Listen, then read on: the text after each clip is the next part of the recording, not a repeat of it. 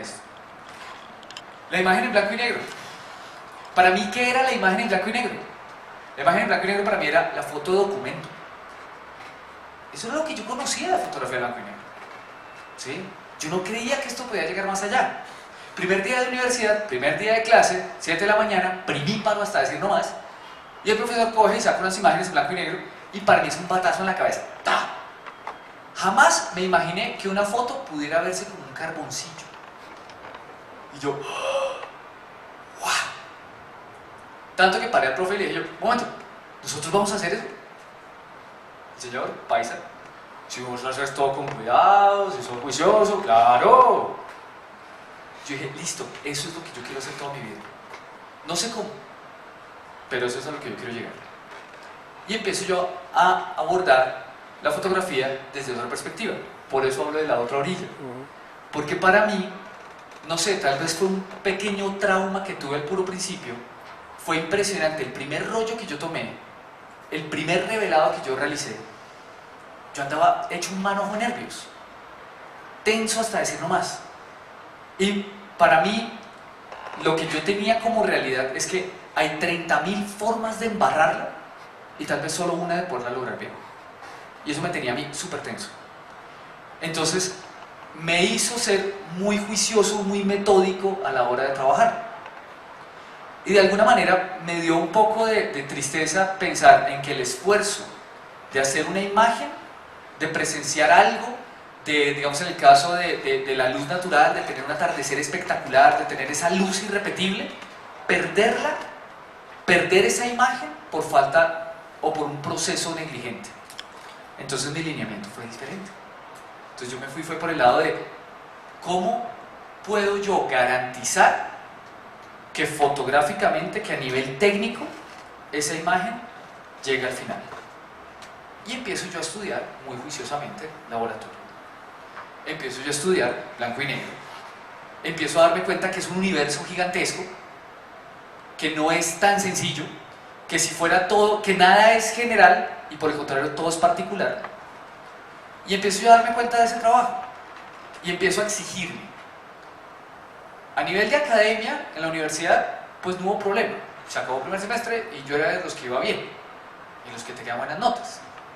Pero ese no es el asunto. ¿Sí? Entonces, ¿qué pasa? Claro, uno conoce a los grandes maestros. Y entonces está Ansel Adams, y está Edward Weston, y está Sebastián Salgado, y está tantos nombres geniales que son genios de la imagen. Y un poco, me perdonan de pronto lo coloquial, pero empieza la interpretación a lo Homero Simpson. Ay, tan lindas. ¿Por qué las mías no se ven así? Algo pasa, algo hace esta gente para que esas imágenes tengan esa sensación. Y de primerazo, en forma ingenua, yo creo que es un asunto técnico. Entonces empiezo yo a ir descartando. Digo yo, es la cámara. Claro, voy a averiguarme qué cámara era la que usaban esos. Es que seguro es la cámara. No. La película. Claro, es que esos son gringos. Eso tiene de dónde conseguir película. No. El revelador. Bueno, de pronto. Pero después tengo la oportunidad de trabajar los mismos materiales y no. Yo me acuerdo que yo me remití a mis maestros y decía, ¿cómo hago yo para lograr mejores fotografías? Y el consejo era, cuida tu exposición. Gracias, me va a ayudar tanto. Sí, tienes que tener cuidado a la hora de medir la luz. No, pues gracias. Pero empiezo yo a entender cuál es el trasfondo del asunto. De que como fotógrafos, de alguna manera uno desarrolla una sensación de leer la luz, de interpretarla. ¿Sí? Hay algo, particularmente yo sí, pues confieso, me siento muy cercano y soy muy fan del trabajo de Ansel Adams, me parece que es un virtuoso. Yo haría la analogía diciendo que es como en el rock hablar de Steve Vai y Joe Satriani, pero en fotografía. Es un virtuoso, la cosa más animal. Entonces, empiezo yo a darme cuenta de diferentes aspectos que él habla, donde él dice, la fotografía funciona si yo puedo lograr transmitir la sensación de esa luz, de lo que estaba en ese momento. Y curiosamente eso muchas veces es malinterpretado porque dicen que él es ultra directo, ultra purista, y él es el primero que habla de divorcios de la realidad. Y él dice, pero ¿cuál purista y cuál directo? El mundo es a color, y yo fotografié en blanco y negro. ¿Sí? Pero da una interpretación, es bastante interesante. Entonces empiezo a seguir esos lineamientos, empiezo a tener un nivel, empiezo a tener una consistencia, que tal vez yo a mis estudiantes les digo que lo más difícil de lograr es eso, consistencia. No lograr una excelente fotografía, sino que eso, o esos atributos, por lo menos desde un punto de vista técnico, se vuelvan una constante en tu trabajo. Me parece que es como lo complicado. Entonces empecé a trabajar eso. Y pues nada, empiezo a trabajar paisaje, me encanta. De pronto un día empiezo yo a entender un poquitico más, bueno, ¿qué es lo que pasa con la fotografía de galería? ¿Qué pasa con el papel de fibra? ¿Qué pasa con un sinnúmero de cosas que el profesor, si yo lo siento en la cafetería con un tinto y le pregunto, me contesta? Pero que en el ritmo vertiginoso de la clase se queda por fuera. Entonces me dio un poco ese afán de, hay mucho que no me están diciendo. ¿Sí? Empecé a trabajar. Y en ese temprano momento, yo ya logro culminar mi carrera, soy egresado, y de pronto un día, y lo digo de esta manera de verdad, muy muy humildemente, llego yo y me encuentro unas fotografías en sepia, súper lindas, pero que tienen algo raro. Y yo me pongo a ver y digo, bueno, yo he virado fotos en sepia, pero no tienen ese tono, no tienen esa textura, tienen algo raro. Voy y miro el pie de foto y lo único que dice es Platinum Palladium Print. Y yo digo, wow, eso ha de ser un papel raro. Pues hasta ahí fue mi conocimiento. Dije yo, eso de pronto es un papel raro así todo lujoso. Después, sin entender mayor cosa del asunto, me doy cuenta que es la emulsión. Entonces digo yo, ok, es como un químico raro para poder hacer la foto. Pues yo no entendía cómo funcionaba eso. Esa fue mi entrada a lo que hoy llamamos fotografía alternativa. Entonces yo dije, wow, ¿qué es eso? Y empecé yo a investigar. Es chistoso, yo no tengo ni un grado, ni un pregrado, ni ningún tipo de estudio en química. Lastimosamente. Me encantaría tenerlo para entender mucho más fácil todo lo que sucede en la construcción de una imagen. Sin embargo, empecé yo a investigar esto y me doy cuenta que averiguando por el platino y paladio se me abre una puerta con un universo gigantesco de posibilidades para hacer imágenes. Y me parece loquísimo. Y empiezo en un afán de probar, lograr y tratar, si me perdonan la palabra tan abusiva, dominar un poco la técnica. ¿Sí? Y empiezo a entender que la fotografía, o que este tipo de imágenes, tienen un lenguaje particular, una forma particular de verse. Aquí tengo varios ejemplos de trabajos míos. ¿Sí? Aquí tenemos papel salado, que es tal vez una de las técnicas que el maestro Silvino maneja el derecho al revés, medio palo, como un berraco. Yo decía, pero ¿cómo es posible que las primeras imágenes que se conozcan en la historia son papeles salados? Como de esa forma como tan sencilla de lograrse. Y yo intento tras intento, tras intento, tras intento, no lograba un resultado con el que yo pudiera estar tranquilo. Todavía sudo un poquito cuando voy a hacer un papel salado, pero bueno, ya por lo menos sé más o menos cómo es el asunto. Y logré una imagen, y esa imagen, hay una cosa muy bonita. Yo hago fotografía normal, tradicional, blanco y negro. Yo trabajo mucho en placa, en 4x5 pulgadas. Me gusta mucho la reproducción de detalle, la fineza de la textura de la imagen. Es lo que yo busco, es lo que me gusta. ¿Sí? Si tengo una excelente luz, puedo decir que soy un enamorado de la luz. Pero llega un momento donde en esta exploración de la fotografía alternativa, esto se vuelve una caja de herramientas, y lo que tú decías es cierto. La técnica está subordinada al concepto. En este caso, de pronto, puedo decir de la forma más honesta que yo no tengo profundas reflexiones sobre la imagen. Pero sí empiezo uno a sentir, por lo menos desde la concepción, que si yo voy a hacer una imagen, se va a ver mejor de esta manera. Y empiezo uno a perfilarla, a llevarla, como la quiero en este asunto. Entonces, tengo un par de ejemplos de papeles salados que para mí logran transmitir un poco de ese sitio, de ese lugar y de lo que yo quería hacer.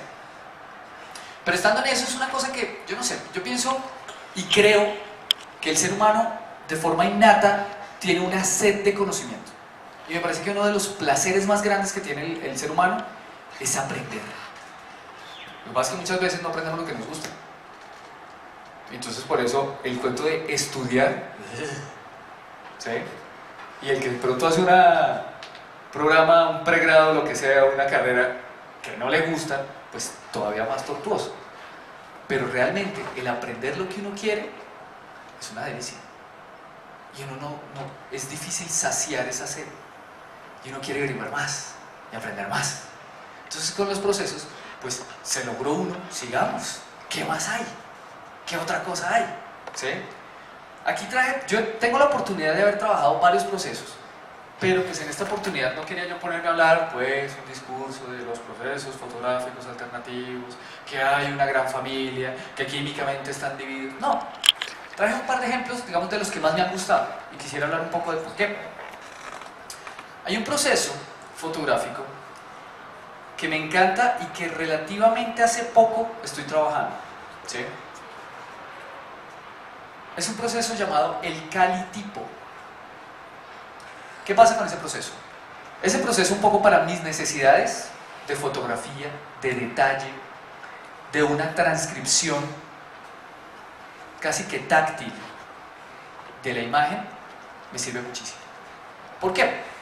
Porque es uno de los procesos que permite una gran fineza en la imagen. Para quienes de pronto conocen un poquitico de esto, uno de los procesos que los llaman el rey de los procesos de copiado, apetecido por coleccionistas, apetecido por galerías, es el platino y paladio. El calitipo es el primo del platino y paladio, ¿sí? Desde un punto de vista del look y la fineza en el detalle, son virtualmente iguales. Yo puedo darle un tono a un calitipo para llevarlo a mimetizar un platino y paladio. Y puedo presentarlos. Y un especialista no es capaz de diferenciarlos. Solamente a través de una prueba de química de laboratorio se determina cuál es la emulsión del platino y cuál es la emulsión del calitipo. Pero visualmente es muy similar. Me encantó. Ahora, si me permiten la acotación un poquito ya más personal, todavía más amor por el proceso, porque me lo regaló mi esposa. Llegó mi cumpleaños y me dijo, es que eso es cuando lo conocen a uno. Mire, este es su regalo de cumpleaños. ¡Feliz! Entonces me puse yo a experimentar con todo esto. Ha sido delicioso, delicioso ver eso. Pero empiezan a pensar qué imágenes sirven para este proceso, qué imágenes logran de pronto hacerle honor al proceso. Por otro lado, ha habido otra técnica, y con esta ha sido muy chévere el recorrido, que es el proceso del argirotipo. El argirotipo. Pasa algo. Averigüé sobre ese proceso y dije, quiero hacerlo. Jamás me imaginé que, bueno, no puedo decirlo categóricamente que soy el primero en Colombia que lo hace, pero sé que si somos varios, no pasamos de 5. ¿Sí? Es muy raro ese proceso, es muy poco conocido. Primero, no es un proceso antiguo. No es un proceso que data de 1800. De hecho, es un proceso ochentero, porque surge de la mano de un científico inglés en 1980, adaptando una técnica antigua, una técnica clásica, la técnica del argentotipo, original de 1842, de Sir John Herschel, que fue un eslabón fundamental para el desarrollo de las distintas formas de hacer copias en distintos procesos con distintas químicas. Entonces el argirotipo está inspirado en él. Y empecé yo a averiguar y pues di con el autor. Tristemente yo venía con esa sensación desde la academia de, ay no, es que es genial todo lo que ha hecho Ansel Adams. Se murió. No, es que es impresionante lo que ha hecho fulanito. Sí, desaparecido hace no sé cuántos años. Entonces como que uno dice, sí, claro, todos los grandes maestros están muertos. Pues para mí fue genial saber que el autor del argirotipo el doctor Michael J. Webb, inglés, está vivito, viejito, pero está vivito. Vi la página, vi los ejemplos. El señor es un estudioso químico y me remitió a algo muy bonito. Particularmente en términos de docencia, una de las asignaturas que yo imparto es Historia de la Fotografía. Y preparando esas clases, hay una cosa que a mí me sorprendió muchísimo, y es ver la cantidad de genios en las ciencias que ha tenido que dar su aporte para que nosotros tengamos imágenes. Es impresionante la cantidad de química, de física, o sea, de verdad, demasiadas neuronas metidas en esto. Respetados científicos que nos han dado su legado, pero que hoy podemos hacer imágenes. Por eso, digamos, de alguna manera, siento, y me choca un poco, yo no es que sea antidigital, también pienso que son lenguajes diferentes, pero sí me choca un poco pensar en que la gente dice, pues una fotografía yo saco un celular, presiono un botón y tan, ya está. O sea, ¿qué más hay que verle a eso? ¿Sí? Cuando, pues, imagínate el respaldo que hay, todo ese background, podemos decirlo, que viene en ciencia, en hombres de ciencia. ¿Ok? Entonces, el doctor Michael Webb es uno de estos, científico, químico de la Real Sociedad de Ciencias del Reino Unido, traído a fotógrafo. O sea, el tipo es químico y se embala con la fotografía y dice, bueno, listo, vamos a experimentar con la fotografía. ¿Sí? Crea el proceso del argirotipo, hace algunos trabajos, publica, y oh sorpresa, monta una página, y a mí se me ocurre la de, pues yo le escribo, lo peor que puede pasar es que no conteste. Y contestó. Y contestó, y ha sido una cosa súper bonita porque ha sido una asesoría permanente que me ha dado el Señor. Un poco él inspirado, o más bien motivado por el descubrir que por lo menos aquí en Colombia, un colombianito que está haciendo esto, que ya ahorita no es uno, ya somos varios colombianitos trabajando esto. Pues eso lo ha inspirado, lo ha motivado y me ha ayudado a desarrollar el proceso. ¿Sí? El argirotipo. Ahora, estéticamente, ¿qué me gusta del argirotipo? El argirotipo es un proceso que tiene sutiles variaciones cromáticas. Es un duotono. Pues son imágenes monocromáticas, pero no es blanco y negro puro. ¿Sí? Tiene unos visos, a veces violáceos, a veces un poco más tirado al magenta, que me parece que a ciertas imágenes les da toda una atmósfera. Pero eso no es lo único.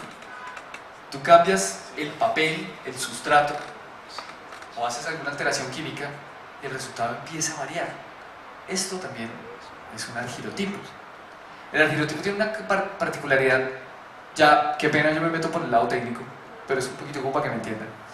El argirotipo tiene una particularidad que no comparten muchos de los procesos, y es que tú estás haciendo tu imagen y la química natural de ese proceso reacciona con la humedad relativa del ambiente. ¿Eso qué quiere decir? Si estoy en un ambiente muy húmedo, tiende hacia un color. Si estoy en un ambiente muy seco, tiende hacia otro. Es una reacción natural de la química que tiene ese proceso en particular. Pero visto desde un punto de vista estético, es una nota porque es una forma de incidir sobre hacia dónde quiero que vaya la imagen. Aunque realmente trabajar esa condición es impredecible. ¿Sí? Es una cosa donde tú tienes una idea y un lineamiento muy general, pero realmente hacia donde tú la lleves y como termine siendo la imagen es muy distinto. ¿Sí? Ha sido muy grato trabajar con el argirotipo. Y trabajando el argirotipo, resulta que traje un... se me metió algo en la cabeza y fue muy chistoso. Es que resulta que, entendiendo de dónde viene, pues me doy cuenta de la importancia desde el punto de vista histórico de la técnica del argentotipo, el original de Herschel. Pero entonces me causa curiosidad porque encuentro es literatura, entonces empiezan a hablarme describiendo el proceso y cómo lo componía, químicamente cómo se hace, toda la descripción de eso, y un poco cómo se ven las imágenes, pero no veo imágenes. Y busco Google y no hay imágenes. Hay un par de imágenes clásicas de 1842 de Herschel, que están en el museo de no sé qué, por allá, Reino Unido, Londres, están. Pero no veo imágenes de otros artistas en ese proceso. Empiezo a buscar de una forma un poco más depurada, a buscar por todos lados, porque bueno, a veces uno cuando va a buscar en internet, primer pantallazo de Google, no funcionó, bueno, listo, no existe. Entonces empiezo a buscar más depuradamente y no veo resultados en esas imágenes. Entonces me queda la espinita. Oiga, ¿cómo así? O sea, no, toca averiguar qué es esto. Entonces empiezo yo a averiguar por todos lados. Primer totazo triste, me encuentro con unas imágenes hechas por unos artistas rusos. Les escribo y toda la cosa y les digo yo, oh, argentotipo, genial, no es que, ven, ¿y cómo lo haces? Y ellos en su inglés a las patadas me empiezan a contestar. Y no era argentotipo. Es un proceso un poco más común, que es el Van Dyke, que ellos llaman argentotipo. Yo no, pero ese no es. Entonces un poco en ese afán, se me clavaba la espina de no encuentro ningún referente, no encuentro ninguna imagen con ese ejemplo, y me parece que es una especie de abuelito de ciertos procesos, de muchos procesos. El calitipo es nieto del argentotipo, el argentotipo también, o sea, hay varios procesos que se derivan de ahí. ¿Cómo es posible que no haya una imagen de eso? Pues ante esta laguna de conocimiento, pues yo le escribo a mi viejito fantástico en Inglaterra, le mando yo una carta, no sé qué, diciéndole, quiero probarlo, ¿puedes darme ayuda? Y sí, señor, detalladamente me dijo, sí, claro, mira, esto es así. Resulta que el señor, una de sus tesis de maestría, la realizó en torno a la vida y obra, pero principalmente la parte técnica de la obra de Sir John Herschel. O sea, se volvió su elemento de estudio. Entonces, claro, él empieza a analizar todo esto. Entonces, me dice cómo probarlo. Y hoy de forma muy especial puedo compartir con ustedes un argentotipo. ¿Qué pasa? Es curioso. Y les cuento, les soy sincero. Cuando yo empecé a saber de esto, para mí todas eran unas fotos bonitas como en sepia. ¿Sí? Es que son unas fotos cafecitas bonitas. Cuando uno se empieza a meter en esto, uno se empieza a dar cuenta que cada una es distinta. La forma de realizarse claramente es diferente, pero más allá de, y químicamente cada una es una cosa distinta. Pero llega un momento donde cada una te da una sensación diferente. Y ha sido muy, muy grato explorar eso. Lo que hace Silvino, yo lo hago todo el tiempo, de probar una imagen y empezar a en distintos procesos a ver qué pasa, a ver cómo se siente. A veces yo con antelación, con un poquitico de conocimiento digo, uy, quiero trabajar esta imagen para tal proceso. Y resulta que no. Tal vez no tiene la fuerza, tal vez no tiene esa sensación que yo quisiera transmitir. A veces pasa lo contrario. Estoy haciendo una de esas pruebas y no me esperaba algo y gratamente me sorprende. Y es impresionante cómo todo esto integra todo un abanico de posibilidades para seguir, tal vez desde mi punto personal, en el siguiente peldaño. Poner la técnica al servicio del concepto.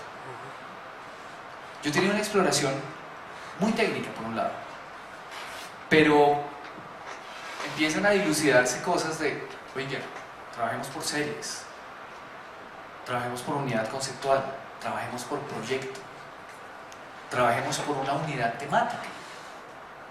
Y empieza uno a darse cuenta que muchos elementos se integran ahí. ¿Por qué esas imágenes? ¿Qué es lo que conceptualmente quieres hacer en esas imágenes? ¿Y por qué quieres hacerlo en X o Y forma? ¿Para generar qué? ¿Cuál es el sentido? Entonces empieza a haber un subtexto, que es muy bonito. ¿Sí? ¿Cómo se desarrolla todo esto? En la creación de una imagen. Ahora, hay una cosa que sucede, y es que un poco la parte que apasiona mucho de estos procesos, algunos muy tóxicos, venenosos, peligrosos, pero no sé, es como una forma medio extrema. O sea, si hay gente que hace downhill, ¿sí? O que se bota el parapente, pues, hombre, déjenme a mí trabajar con sustancias peligrosas, qué carajo, ¿sí? Pero un poco, digamos, de las cosas interesantes de todo esto es ver cómo se multiplica exponencialmente las posibilidades de generar imágenes, de generar un lenguaje, de transmitir algo. ¿Sí? Y en ese orden de ideas, una cosa que ha sido, digamos, grato para la era moderna ha sido la integración en muchos procesos del mundo análogo y el mundo digital. ¿Qué pasa? Por más lineamiento análogo que tenga esto, y que a mí me encante la cámara grande, de placas, tal, y el revelado, y la cosa, pues existe la gran posibilidad de poder, a partir de una captura digital, terminar en un proceso de estos. ¿Sí? Y eso multiplica exponencialmente las posibilidades. ¿Qué es lo que yo puedo hacer?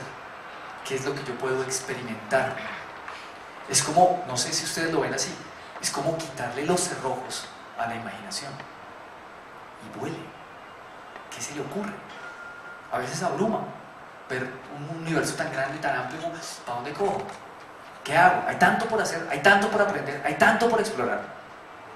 A mí particularmente me fascina. Y pues es lo que me tiene andando. Creo que es lo que quería compartir con ustedes el día de hoy.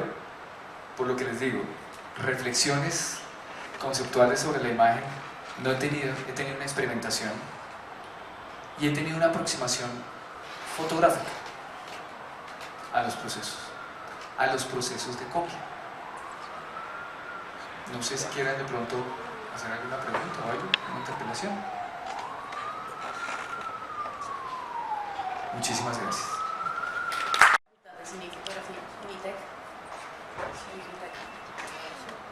Con la fotografía, yo creo que desde siempre, desde niña tuve como esa fascinación por la película. Tuve la dicha de crecer en ese ambiente. Mi papá era muy aficionado a la fotografía y pues al cine. Entonces digamos que crecí con el sonido de un proyector de Super 8 que hoy en día yo lo escucho y me gusta también, que me encanta. Cámaras había en mi casa por todas partes, diapositivas, entonces era el hecho de proyectar diapositivas y era todo muy virtual, era muy bonito. Producción de películas de Super 8, de Super 8. Entonces siempre he sido como muy dada a la imagen. Decidí desde muy jovencita estudiar. Dije, sí, fotografía es lo que quiero hacer. Entré a la universidad, entré a Unitec. Pues a mí, pues obviamente el primer semestre fue el laboratorio, pues quedé enamorada del tema. Me encantó el primer día que uno revela, entra en la imagen. ¡Wow! Esto es lo mío y me encanta hacer un roja. El olor a químicos. Bueno, estuve yo en la etapa en que la fotografía digital empezó a invadir el mercado. Cuando eso, pues yo estaba ya terminando, pero entonces yo ya estaba empezando a trabajar comercialmente con fotografía.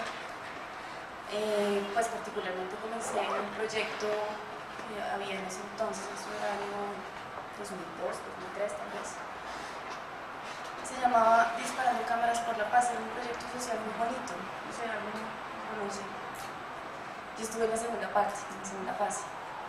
Entonces pues era un proyecto social con niños de Casucar, niños de muy bajos recursos. Entonces el tema era, se les entregaba cámaras Instamatic y ellos hacían su visión del mundo. Resultaban unas cosas bellísimas. Y en esta segunda fase lo que íbamos a hacer, pues lo que se hizo fue ya entrar al laboratorio con niños pequeños, máximo 8 años. Entonces era entrar a construir un cuarto oscuro en casas de lata. Pues para ellos era mágico, ¿no? Y ellos valoraban tanto el hecho de que uno fuera allá. Eso me enamoraba muchísimo más de la fotografía porque me daba cuenta que era un medio increíble de socialización y de resocialización, de cambiar de vida, etcétera, etcétera. Y bueno, aparte de ese proyecto, pues ya tenía otros ya comercialmente, entonces, pues bueno, ya la cosa estaba funcionando, pero se apareció la fotografía digital y entró fuerte en en el mercado y yo no pude con eso. No me gustó. No, pues puedo decirlo grotescamente, yo la odié. Yo veía una copia digital, o sea, pues primero veía la captura y yo, esa vaina no puede esperar. Y ya luego cuando vi una copia, dije, yo no estudié fotografía para esto. La fotografía es con ayuros, es con química. Ya no estoy más. Y digamos que de alguna forma yo me pegué con la fotografía. Entonces, bueno, yo tenía dos opciones, que era cine y fotografía y ambas cosas me encantaban. Dije, me voy para el cine. Y para audiovisual porque todavía es celuloide, todavía hay respeto, pero el cuento sí fui muy radical. Entonces, bueno, me dediqué por muchos años al audiovisual, al cine. Y digamos que la fotografía la dejé para mí. Entonces, era algo muy íntimo, muy mío. Disparé películas hasta el 2007, cuando pues ya, o sea, yo tengo una cámara con la que yo siempre trabajé, es una Yashica, y esa pila es muy difícil de conseguir.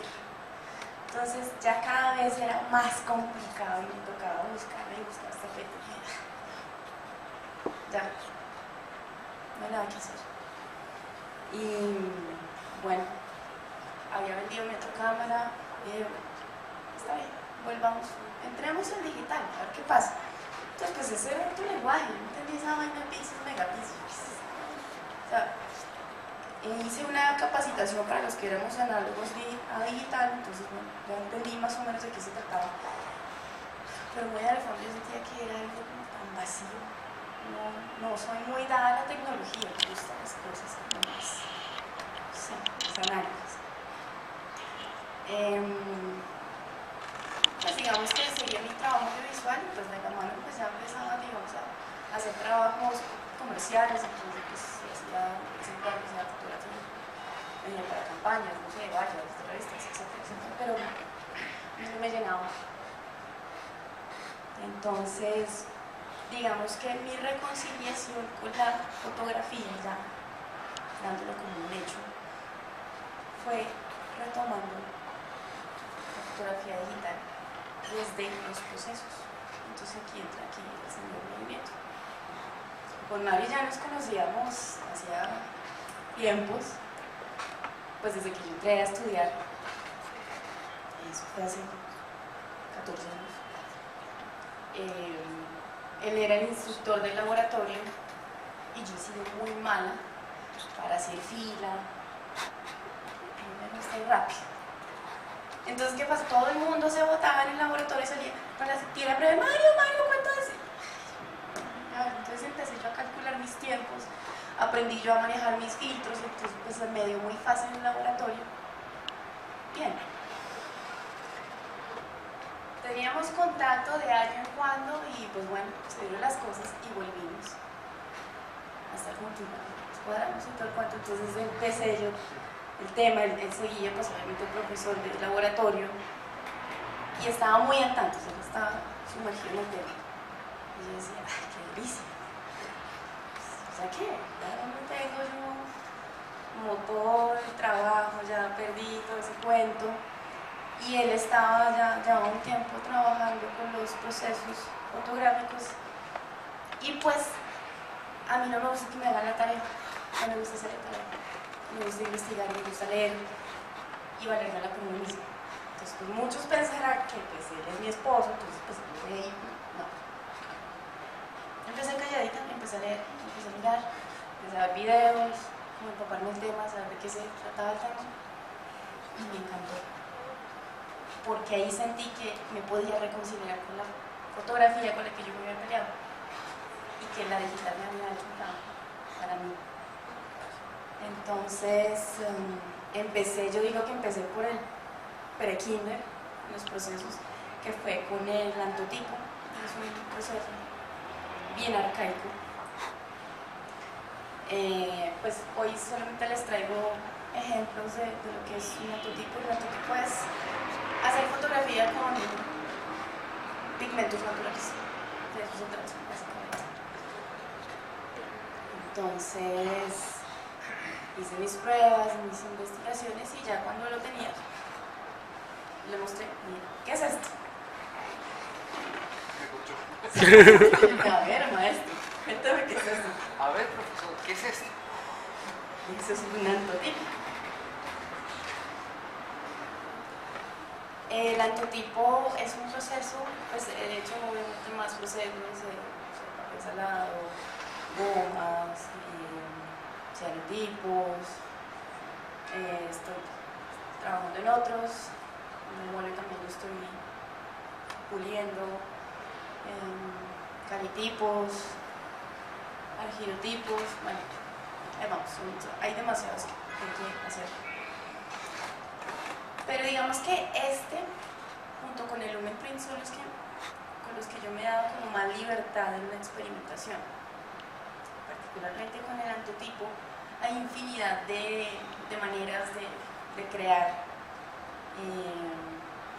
Es que puedes hacer pigmentos con la piel de la cebolla, con las flores, con los fruticos de los árboles. Tienes un sinfín de posibilidades. Entonces, a mí me gusta mucho la experimentación. Entonces, es empezar una matica invisible, entonces procesarla y pensar en la imagen. Lo que me ha a mí enseñado los procesos ha sido la reflexión de la imagen. Que uno, cuando trabaja en digital, pues uno hace miles y miles y miles de tomas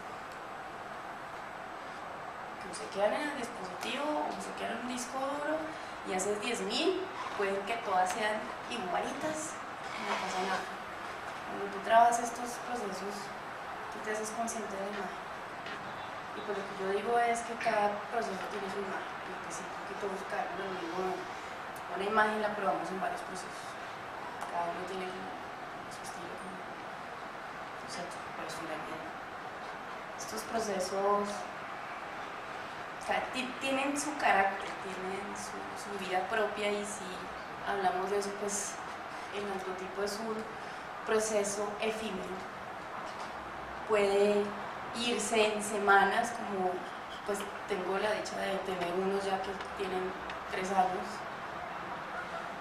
pero también tiene que ver con el hecho de si tú decides si vive o no vive, porque puedes guardarlo en una bolsa y mantenerlo vivo. O sea, es como si le pusieras un tanque de oxígeno vivo ahí. Pero si lo sacas y decides exponerlo y que tenga su propio ciclo de vida, pues va a tener cierto tiempo y va a morir, va a desaparecer. Es también de las cosas que me gustan de ese proceso, no sé, es muy vivo. Y he tenido la oportunidad de experimentar y conocer.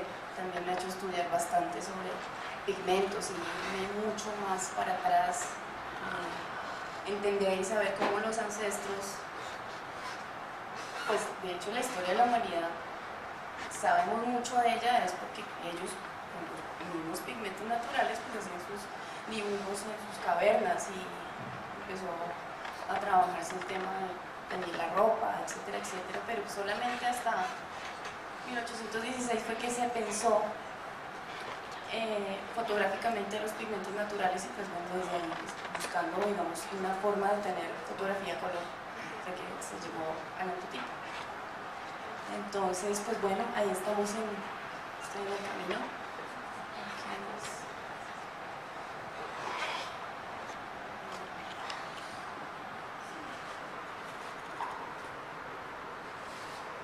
El antotipo es un proceso lento, el que también me ha enseñado mucha...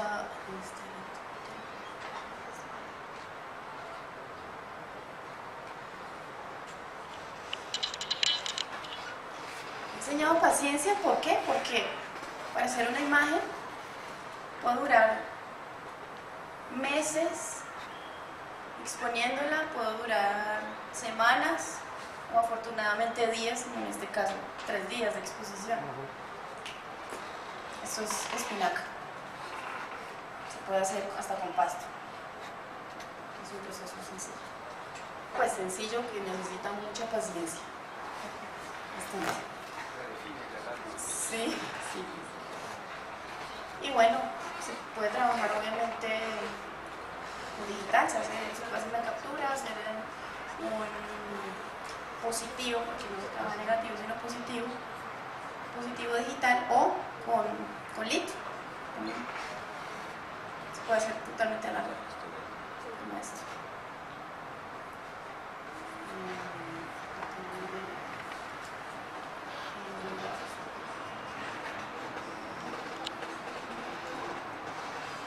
Bueno, pues básicamente venía a compartirles un poco de un trabajo con el antotipo. Este. Por ejemplo, este tiene 3 años, ya está muriendo, ya está desapareciendo. Pero también es como lo bonito, es como, no sé, el hijo que se va. No tengo hijos, pero eso sienten las mamás.